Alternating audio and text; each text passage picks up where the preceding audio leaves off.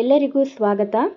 ಇವತ್ತಿನ ವಿಡಿಯೋ ಮೂಲಕ ನಾನು ನಿಮಗೆ ಈಸಿಯಾಗಿ ಬೆಳಗಿನ ಬ್ರೇಕ್ಫಾಸ್ಟ್ ಹೇಗೆ ಮಾಡ್ಕೊಳ್ಬೇಕು ಅನ್ನೋದನ್ನು ತೋರಿಸ್ಕೊಡ್ತಾ ಇದ್ದೀನಿ. ತುಂಬಾ ಈಸಿಯಾದಂತಹ ರೆಸಿಪಿ, ಮಕ್ಕಳು ಕೂಡ ತುಂಬ ಇಷ್ಟಪಡ್ತಾರೆ. ಇದರಲ್ಲಿ ನಾನು 2 ಥರ ರೆಸಿಪಿನ ಹೇಳ್ಕೊಡ್ತಾ ಇದ್ದೀನಿ. ತುಂಬಾ ಟೇಸ್ಟಿಯಾಗಿ ಕೂಡ ಇರುತ್ತೆ, ತಿನ್ನೋದಕ್ಕೂ ಮಾಡೋದಕ್ಕೂ ತುಂಬಾ ಈಸಿ. ಬನ್ನಿ ಹೇಗೆ ಮಾಡೋದು ಅಂತ ನೋಡ್ಕೊಳ್ಳೋಣ. ಅದಕ್ಕೂ ಮೊದಲಿಗೆ ನನ್ನ ಚಾನಲ್ನ ನೋಡ್ತಾ ಇರೋರು ಪ್ಲೀಸ್ ಸಬ್ಸ್ಕ್ರೈಬ್ ಮಾಡಿಕೊಂಡು ನೋಡಿ. ಈ ವಿಡಿಯೋ ನಿಮಗೆ ಇಷ್ಟ ಆಗಿದರೆ ಲೈಕ್ ಮಾಡಿ, ಶೇರ್ ಮಾಡಿ. ಮೊದಲಿಗೆ ನಾನಿಲ್ಲಿ ಕಡಲೆಬೇಳೆ 3 ಟೀ ಸ್ಪೂನ್ ಆಗೋಷ್ಟು ತೊಗೊಂಡಿದ್ದೀನಿ. ಇದನ್ನು ಚೆನ್ನಾಗಿ ಈ ಥರ ಒಂದು 2 ರಿಂದ 3 ನಿಮಿಷ ಚೆನ್ನಾಗಿ ಫ್ರೈ ಮಾಡ್ಕೊಳ್ಬೇಕು. ಕಡಲೆಬೇಳೆನ ಸ್ವಲ್ಪ ಫ್ರೈ ಆದ ನಂತರ ನಾನಿಲ್ಲಿ ಒಂದು 2 ಟೀ ಸ್ಪೂನ್ ಆಗೋಷ್ಟು ಉದ್ದಿನಬೇಳೆ ಮತ್ತು 1 ಟೀ ಸ್ಪೂನ್ ಆಗುವಷ್ಟು ತೊಗರಿಬೇಳೆಯನ್ನು ಸೇರಿಸ್ಕೊಳ್ತಾ ಇದ್ದೀನಿ. ಇದನ್ನು ಕೂಡ ನೀವು ಚೆನ್ನಾಗಿ ಫ್ರೈ ಮಾಡ್ಕೊಳ್ಬೇಕಾಗತ್ತೆ. ಇದು ಸ್ವಲ್ಪ ಕಲರ್ ಚೇಂಜ್ ಆಗೋವರೆಗೂ ನೋಡಿ, ಈ ರೀತಿ ಕಲರ್ ಬರೋವರೆಗೂ ಫ್ರೈ ಮಾಡ್ಕೊಳ್ಬೇಕು. ಇದನ್ನು ನಾನು ತೆಗೆದು ಪಕ್ಕದಲ್ಲಿ ಒಂದು ಪ್ಲೇಟ್ಗೆ ಹಾಕಿಟ್ಕೊಂಡಿದ್ದೀನಿ. ಈಗ ನಾನು ಅದೇ ಪ್ಯಾನಲ್ಲಿ ಒಂದು 30 ಕರಿಬೇವಿನ ಎಲೆ ಮತ್ತು ಬ್ಯಾಡಗೆ ಮೆಣಸು ಖಾರ ತುಂಬ ಸ್ವಲ್ಪ ಕಡಿಮೆ ಇರುತ್ತೆ, ಕಲರ್ ಕೂಡ ತುಂಬ ಚೆನ್ನಾಗಿ ಬರುತ್ತೆ. ಹಾಗಾಗಿ ನಾನು ಇದನ್ನು ಉಪಯೋಗಿಸ್ತಾ ಇದ್ದೀನಿ. ಇದನ್ನು ನೀವು ಚೆನ್ನಾಗಿ ಈ ಥರ ಫ್ರೈ ಮಾಡ್ಕೊಳ್ಬೇಕು. ಒಂದು 2 ರಿಂದ 3 ನಿಮಿಷ ಚೆನ್ನಾಗಿ ಈ ಥರ ಫ್ರೈ ಮಾಡ್ಕೊಳ್ಬೇಕಾಗತ್ತೆ. ಬ್ಯಾಡಗೆ ಮೆಣಸು ಚೆನ್ನಾಗಿ ಅದು ಆಲ್ರೆಡಿ ಒಣದಿರುತ್ತೆ, ಆದ್ದರಿಂದ ನೀವು ಒಂದು 2 ರಿಂದ 3 ನಿಮಿಷ ಈ ಥರ ಚೆನ್ನಾಗಿ ಫ್ರೈ ಮಾಡಿಕೊಂಡ್ರೆ ಸಾಕಾಗುತ್ತೆ. ಇದು ಸ್ವಲ್ಪ ಫ್ರೈ ಆದ ನಂತರ ಸ್ವಲ್ಪ ಇದು ಸ್ಮೆಲ್ ಕೂಡ ಚೇಂಜ್ ಆಗುತ್ತೆ. ಆವಾಗ ನಾವು ಇದನ್ನು ತೆಗೆದು ನೋಡಿ, ಈ ಥರ ಕರಿಬೇವಿನ ಎಲೆ ನೀವು ಈ ಥರ ಮುಟ್ಟಿದಾಗ ಅದು ಪೌಡ್ರ್ ಆದರೆ ಸಾಕು. ಈಗ ಅದನ್ನು ತೆಗೆದು ಸೈಡಲ್ಲಿ ಇಟ್ಕೊಳ್ಳೋಣ. ನಂತರ ನಾನು ಮತ್ತೆ ಅದೇ ಪ್ಯಾನ್ಗೆ ಬಿಳಿ ಎಳ್ಳನ್ನು ಒಂದು 2 ಟೀ ಸ್ಪೂನ್ ಆಗೋಷ್ಟು, 2 ರಿಂದ 3 ಟೀ ಸ್ಪೂನ್ ಆಗೋಷ್ಟು ಬಿಳಿ ಎಳ್ಳನ್ನು ತೊಗೊಂಡಿದ್ದೀನಿ. ಮತ್ತು ಒಂದು 5 ರಿಂದ 6 ಎಸಳು ಆಗೋಷ್ಟು ಬೆಳ್ಳುಳ್ಳಿಯನ್ನು ಮತ್ತು ಕಡಲೆ ಬೀಜನ ಒಂದು 1/4 ಕಪ್ ಆಗುವಷ್ಟು ಹಾಕ್ಕೊಂಡು ಚೆನ್ನಾಗಿ ಇದನ್ನು ಹುರಿಬೇಕಾಗತ್ತೆ. ಇದ್ರ ಜೊತೆಗೆ ಒಂದು 15 ಕಾಳುಮೆಣಸನ್ನು ಹಾಕ್ಕೊಳ್ಬೇಕು. ಮತ್ತು ಕೊಬ್ಬರಿ ಇದ್ದರೆ ಕೊಬ್ಬರಿ ಕೂಡ ನೀವು ಒಂದು 2 ಟೀ ಸ್ಪೂನ್ ಆಗೋಷ್ಟು ಹಾಕ್ಕೊಂಡು ಇದನ್ನು ಚೆನ್ನಾಗಿ ಈ ಥರ ಫ್ರೈ ಮಾಡ್ಕೊಳ್ಬೋದು.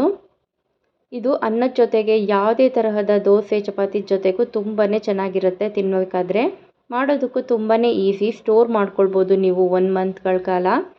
ಈಗ ನಾನಿಲ್ಲಿ ಇದನ್ನು ಕೂಡ ನೋಡಿ ಎಷ್ಟು ಕಲರ್ ಚೇಂಜ್ ಆಗಿದೆ ಅಂತ. ಇದನ್ನು ನಾನಿವಾಗ ಸೈಡಲ್ಲಿ ಇಟ್ಕೋತಾ ಇದ್ದೀನಿ. ಇದಕ್ಕೆ ನೀವು ಅರಿಶಿನ ಸ್ವಲ್ಪ ಹಿಂಗು ಕೂಡ ಸೇರಿಸ್ಕೋಬೋದು, ಅದು ಸ್ಕಿಪ್ ಆಗಿದೆ ವಿಡಿಯೋ.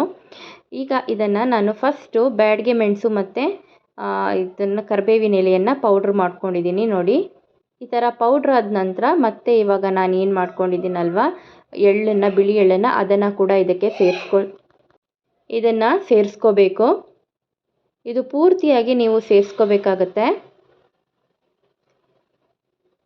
ನಂತರ ನಾನು ಅದನ್ನು ಇನ್ನೊಂದು ಇವಾಗ ಮಾಡಿಟ್ಕೊಂಡಿದ್ನಲ್ವ ಮೊದಲಿಗೆ ಎಲ್ಲ ಕಾಳುಗಳನ್ನು ಬೇಳೆಗಳನ್ನು ಅದನ್ನು ಕೂಡ ಇದಕ್ಕೆ ಸೇರಿಸ್ಕೊಳ್ತಾ ಇದ್ದೀನಿ. ಈಗ ಒಟ್ಟಿಗೆ ಎಲ್ಲದನ್ನು ಈ ಥರ ಸ್ವಲ್ಪ ನೀವು ಉಪ್ಪನ್ನು ಬೇಕಾದ್ರೆ ಇದಕ್ಕೆ ಮೊದಲಿಗೆ ಸೇರಿಸ್ಕೊಂಡು ಇದನ್ನು ರುಬ್ಕೊಂಬರ್ಬೋದು. ರುಬ್ಬಿದ ನಂತರ ಅದನ್ನು ಸೈಡಲ್ಲಿ ಇಟ್ಕೊಳ್ಳೋಣ.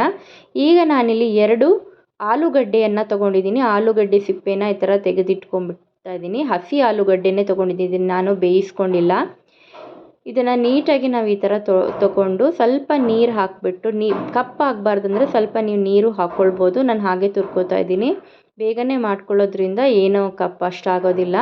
ಈಗ ಇದನ್ನು ಚೆನ್ನಾಗಿ ಈ ಥರ ಸ್ಮ್ಯಾಶ್ ಆಗೋದಿಲ್ಲ ಇದನ್ನು ಚೆನ್ನಾಗಿ ಈ ಥರ ತುರ್ಕೊಬೇಕಾಗತ್ತೆ. ನಾನೆಲ್ಲದನ್ನು ಈ ಥರ ನೀಟಾಗಿ ಈ ಥರ ತುರಿದಿಟ್ಕೋತಾ ಇದ್ದೀನಿ.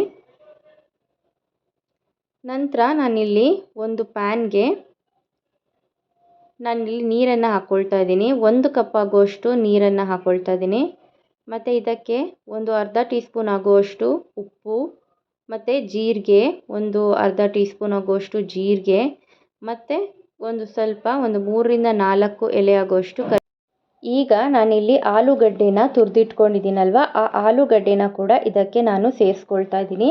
ಇದನ್ನು ಚೆನ್ನಾಗಿ ಒಂದು 2 ರಿಂದ 3 ನಿಮಿಷ ಚೆನ್ನಾಗಿ ಈ ಥರ ನೀವು ಬೇಯಿಸ್ಕೋಬೇಕಾಗತ್ತೆ ನೀರಲ್ಲಿ.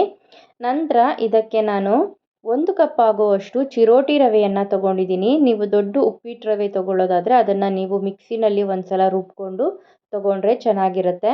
ಈಗ ನಾನು ಇದನ್ನು ಚೆನ್ನಾಗಿ ಈ ಥರ ಮಿಕ್ಸ್ ಮಾಡ್ಕೋತಾ ಇದ್ದೀನಿ. ಲೋ ಫ್ಲೇಮಲ್ಲಿ ಸ್ವಲ್ಪ ನೀರು ಬಿಸಿಯಾದ ನಂತರ ರವೆ ಹಾಕಿಬಿಟ್ಟು ಈ ರೀತಿಯಾಗಿ ನೀವು ಇದನ್ನು ಚೆನ್ನಾಗಿ ಮಿಕ್ಸ್ ಮಾಡ್ಕೊಳ್ಬೇಕು.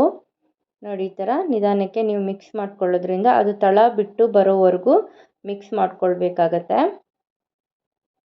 ತುಂಬ ಈಸಿಯಾದಂತಹ ರೆಸಿಪಿ. ಬೆಳಗ್ಗೆ ಏನು ತಿಂಡಿ ಮಾಡ್ಕೊಳ್ಬೇಕು ಅಂತ ಚಿಂತೆನೇ ಬೇಡ. ಈ ರೀತಿಯಾದಂತಹ ರೆಸಿಪಿನ ನೀವು ಯಾವತ್ತೂ ಮಾಡೇ ಇರಲ್ಲ. ತುಂಬಾ ಚೆನ್ನಾಗಿರುತ್ತೆ. ನೋಡಿ, ಈಗ ಚೆನ್ನಾಗಿದು ಮಿಕ್ಸ್ ಆಗಿದೆ. ಈಗ ಇದನ್ನು ಲಟ್ಟಿಸ್ಕೋಬೇಕು. ಹಾಗಾಗಿ ಬೇರೆ ಪಾತ್ರೆಗೆ ಹಾಕಿಟ್ಕೋತಾ ಇದ್ದೀನಿ. ಸ್ವಲ್ಪ ಮುಟ್ಟುವಷ್ಟು ತಣ್ಣಗಾದ ನಂತರ ಇದನ್ನು ನೀವು ಚೆನ್ನಾಗಿ ನಾದ್ಕೋಬೇಕು. ಎಷ್ಟು ಚೆನ್ನಾಗಿ ನಾದ್ಕೋತೀರಾ ಅಷ್ಟು ಚೆನ್ನಾಗಿ ನಿಮಗೆ ಏನು ಒಡಿದೆ ಚೆನ್ನಾಗಿ ನೀಟಾಗಿ ರೆಸಿಪಿ ಬರುತ್ತೆ. ನೋಡಿ, ಈ ಥರ ಚೆನ್ನಾಗಿ ಈ ಥರ ಕೈ ಆಡಿಸೋವರೆಗೂ ನುಕ್ಕೊಂಡು ಇದು ನೋಡ್ತಾರೆ ಗಟ್ಟಿಯಾಗಿ ಒತ್ತಿ ಇದನ್ನು ಸಾಫ್ಟ್ ಆಗೋವರೆಗೂ ನೀವು ಇದನ್ನು ಲಟ್ಟಿಸ್ಕೋಬೇಕಾಗತ್ತೆ. ಈಗ ನಾನು ಚೆನ್ನಾಗಿ ಲಟ್ಟಿಸ್ಕೊಂಡಿದ್ದೀನಿ. ಇವಾಗ ಉಂಡೆಗಳನ್ನಾಗಿ ಮಾಡ್ಕೋತಾ ಇದ್ದೀನಿ. ಅದನ್ನು ನೀವು ಯಾವ ಥರ ಈಗ ಕಟ್ಲೆಟ್ ಮಾಡ್ಕೋತೀರಲ್ವ ಅದೇ ರೀತಿಯಾದಂತಹ ಶೇಪ್ನ ನೋಡಿ, ಈ ಥರ ರೌಂಡ್ ಶೇಪ್ ಮಾಡಿಕೊಂಡ್ರೆ ಸಾಕು. ಈಗ ನಾನಿಲ್ಲಿ ಎಲ್ಲದನ್ನು ಉಂಡೆನ ಚೆನ್ನಾಗಿ ಈ ಥರ ತೆಗೆದಿಟ್ಕೊಂಡು ಎಲ್ಲದನ್ನು ಮಾಡ್ಕೋತಾ ಇದ್ದೀನಿ. ನೋಡಿ, ಈ ಥರ ಚಿಕ್ಕದಾಗಿ ಮಾಡಿಕೊಂಡ್ರೆ ತುಂಬ ಚೆನ್ನಾಗಿ ಬರುತ್ತೆ. ತಿನ್ನಬೇಕಾದ್ರೂ ತುಂಬ ಚೆನ್ನಾಗಿ ಅನಿಸುತ್ತೆ ನಿಮಗೆ. ಈಗ ಎಲ್ಲದನ್ನು ಒಟ್ಟಿಗೆ ರೆಡಿ ಮಾಡಿ ಇಟ್ಕೊಂಡಿದ್ದೀನಿ. ಮತ್ತು ಒಂದು ಸ್ಟೀಮರ್ ತೊಗೊಂಡಿದ್ದೀನಿ. ಅದಕ್ಕೆ ನಾನು ಇದೆಲ್ಲದನ್ನು ಸೇರಿಸ್ಕೋತಾ ಇದ್ದೀನಿ. ಇವಾಗ ಇದನ್ನು ಸ್ಟೀಮ್ ಮಾಡ್ಕೊಳ್ಳೋಣ. ಇವಾಗ ಒಂದು 5 ರಿಂದ 10 ನಿಮಿಷ.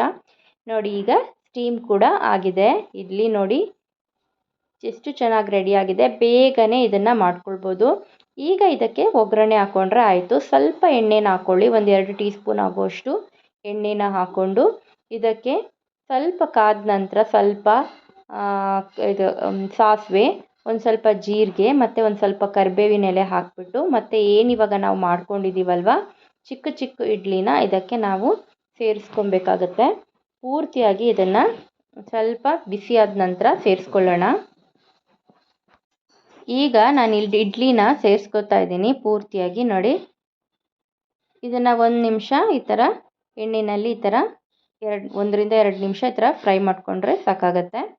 ಈಗ ಇದಕ್ಕೆ ನಾನು ಏನು ಪೌಡ್ರ್ ಮಾಡಿ ಇಟ್ಕೊಂಡಿದ್ನಲ್ವ ಆವಾಗಲೇ ನೋಡಿ, ಇದು ಅನ್ನದ ಜೊತೆಗೆ ಯಾವುದ್ರ ಜೊತೆ ಬೇಕಾದರೂ ಇಟ್ಕೋಬೋದು ಸ್ಟೋರ್ ಮಾಡಿ 1 ತಿಂಗಳವರೆಗೂ ನೀವು. ನಾನಿಲ್ಲಿ 1 ರಿಂದ 2 ಟೀ ಸ್ಪೂನ್ ಆಗೋಷ್ಟು ಸೇರಿಸ್ಕೊಂಡಿದ್ದೀನಿ. ನೋಡಿ, ಈ ಥರ ಮಿಕ್ಸ್ ಮಾಡಿಕೊಂಡ್ರೆ ತಿನ್ನೋಕ್ಕಂತೂ ತುಂಬಾ ಚೆನ್ನಾಗಿರುತ್ತೆ. ಮಕ್ಕಳು ತುಂಬಾ ಇಷ್ಟಪಟ್ಟು ತಿಂತಾರೆ. ಅಷ್ಟು ಚೆನ್ನಾಗಿರುತ್ತೆ ಇದ್ರ ರುಚಿ. ಇದನ್ನು ಟ್ರೈ ಮಾಡಿ ನೋಡಿ. ಮತ್ತು ಇದು ನೋಡಿ, ಇವಾಗ ಸರ್ವ್ ಮಾಡ್ತಾಯಿದ್ದೀನಿ. ಈ ಥರ ನೀವು ಪ್ಲೇಟಿಗೆ ಹಾಕ್ಕೊಟ್ರೆ ಸಾಕು, ಒಂದಿಲ್ಲದೆ ಖಾಲಿ ಮಾಡಿಬಿಡ್ತಾರೆ ತಟ್ಟೆನ. ಅಷ್ಟು ರುಚಿಯಾಗಿ ಬರುತ್ತೆ. ಈ ರೆಸಿಪಿ ನಿಮಗೆ ಇಷ್ಟ ಆಗಿದ್ದರೆ ಲೈಕ್ ಮಾಡಿ, ಶೇರ್ ಮಾಡಿ, ಸಬ್ಸ್ಕ್ರೈಬ್ ಮಾಡಿ.